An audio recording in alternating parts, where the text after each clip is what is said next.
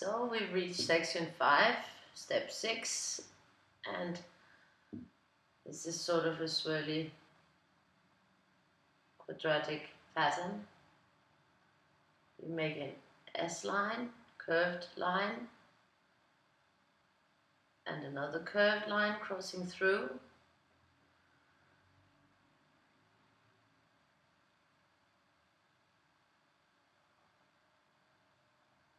And then you connect in the corner, all the lines connecting in the far corner.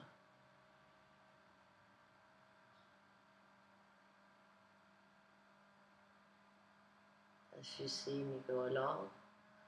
I'll do a few of these, quite a few, because it takes a bit of time to get this pattern. But once you got it, it's very, very basic. And it has a wonderful effect. I just did a very, very huge piece, OMG. If you follow my page, you might have seen it. That was a huge Zendala like this one, of a piece of page of 50 by 50 centimeters, which is approximately 19.7 inches by 19.7 inches. And I did a freehand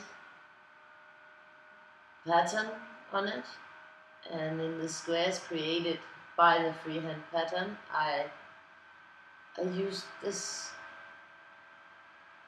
But of course these were very irregular shapes, so I had to fit this into lots of forms and dimensions. So it has some effects that it sort of makes it peaky and valleys and quite interesting, and it was fun to do as well. It was a big job though. It was a lot of hours. And there were some very challenging sections where I was kicking myself because I should have thought more about how I did the squares when I was having my free flow moment of squaring everything out. But the result was quite amazing, and well, you can always check it out on my page, where there's also here on YouTube, you can check it out. There's a video of that drawing, high-speed one, because if I had to do that slow, you would be having to be patient and watching for days.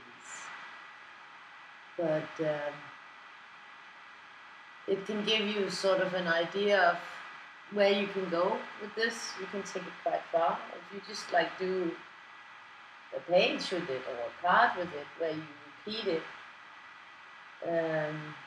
it gives a very, very good effect, a very big effect of movement. So I hope you will enjoy it, and I hope this will help you see how it's done and help you get further in doing it on your own. Remember to turn, because getting the angles right, the turning is essential, especially in a pattern like this. Otherwise, it becomes awkward. I will, however, recommend that you try to do this on a few regular squares before you start putting it on the Zendala. And just try your hand out on it a few times until you have the feeling in your hand. And once you got the feeling of the lines and has practiced it a couple of times on a piece of paper, you will be much better at doing it here. Or if you want to work directly, if you're doing your own Zendala with me, which would be really wonderful if you are, and I would really like to see your progress if you would hit up pictures on the Facebook group page. It would be so wonderful. But then just do a few practice shots with the pencil, so that if something happens and you mess up, which you're bound to do. I messed up a lot of times, especially with this one. Then you can just erase it and start over again. And then when you finally feel like now you got the confidence and you got the grip of it, the hang of it, the motions in your hand, then you just move on to using the fine liner.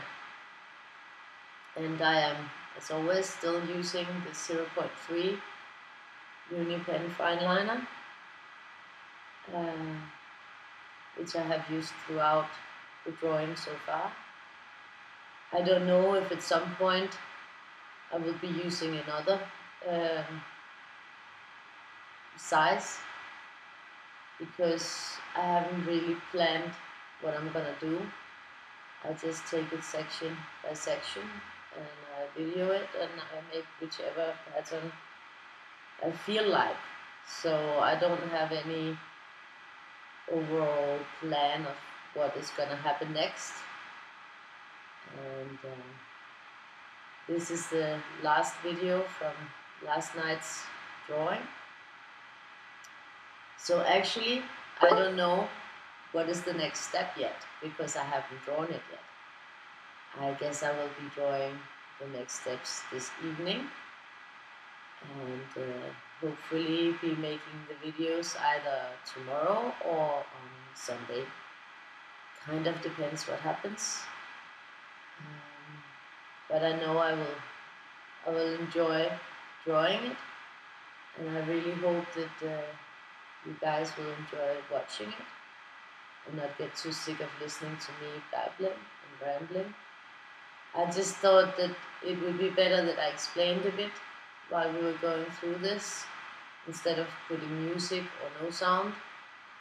And it's difficult to find that many music clips that are suitable. And in some instances it's nice with a little bit of explanation as to what I'm doing. Maybe it can aid when my hand is seriously blocking your vision and you're getting annoyed with me. But I'm afraid that it's sometimes a little bit difficult to record without getting the hand mixed up in it. And of course my cam could be better, but it's the cam that I have, so we will have to deal with that for now. Maybe someday I will get a better cam, or I will get better at recording and moving my hand out of the way in a magic manner. It would be lovely if there was this, that you could make your hand invisible, but unfortunately that effect is not available as of yet. I bet it will be in the future. Invisible hands. Follow the lines. The drawings are drawing you. You can see everything but the hand. I bet you're wishing that. But very soon this video is going to speed up, and now we're getting to sections that are larger and larger, so I will be speeding them up more, and I'll still keep the start of it clean and crisp so you can see where I'm going, so you don't have to spend hours and hours. Of course you can always just shut off the video once you get it. I mean, you probably already did. So I'm actually talking to no one right now. Okay, well, I'll just start rambling then. So I'm looking forward to the process of doing this, and if you have any feedback, if you like it, if you don't, it's fine. I mean, not everybody will like it, I know that. But if you find it helpful, then I'm happy. If few people find it helpful and it helps them move along, then I'm very happy with that, because that's my intention with this. That is why I've kept it very basic, because I think it's when you're afraid to jump out and start that you really need the help, and in those cases you don't need advanced patterns. This may be considered advanced when you first look at the pattern, but once you've tried it, it's not advanced at all. It's quite simple. It's just line by line. And when you've got it running in your hand, of course now for the video and for the purpose of you seeing what I'm doing it very slowly. When I speed it up, you will see that when I have to do this fast, I do it in another way. You see, I plan out, I make the crossing sections. And remember that these are curved cross lines. So they have a certain curve and a certain ending. They're not just crosses. They're not straight lines. They are slightly S-shaped. And you see, that's how I do it. Then I just take one section of the 4 sections at a time, so I do it all around. Then I have the same angle in my hand, and that helps a lot, keeping it a little bit more regular. I mean, you may not have the same amount of lines in each one. That can be very difficult to fit in. Sometimes I try, if I'm doing something where I want it really precise, then I count the lines so that I know if I'm doing it in different colors, I know how many I have. And then I move on to the next section of those 4. And I just keep the flow. And of course the rotation is annoying in a video, but it's essential to getting the angles right. So it's unavoidable. And I hope you can see how simple this can be once you got the feel of it. So now I'm blocking. Hopefully I will stop blocking. No. I just continue blocking, continue. Well, I'm sorry, but you can see that it's taking shape and it's giving a very lovely effect to the drawing. And already it looks like there's something there. We will still have a few sections to go, because this is a 50 by 50 centimeters, which is, like I said before, 19.7 by 19.7 inches approximately. And I hope you enjoy. If you don't already in the group, the Facebook group, then check out the link.